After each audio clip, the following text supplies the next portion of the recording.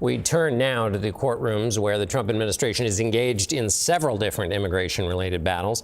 In one, lawyers for 5 Venezuelan men being held in Texas looking to block their deportation warned a judge that the government appears poised to remove more migrants under the Wartime Alien Enemies Act. If that happens, it could go directly against the Supreme Court order. CBS's Scott MacFarlane joins me now. Scott, sticking on that, why do those defendants think that, A?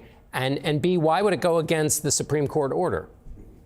The lawyers representing some foreign nationals have filed to the court explicitly saying there are more would-be deportees now being gathered and held in Texas. Well, why is Texas important?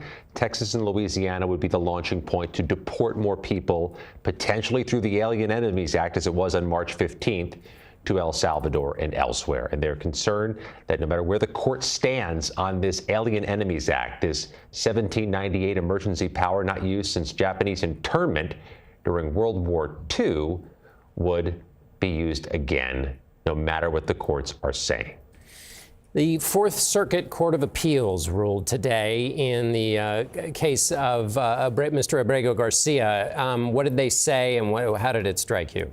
This was blistering. I want you to, if you can, bring that graphic back up that showed an excerpt of what the court said today out of the Fourth Circuit, which oversees, among other things, Maryland.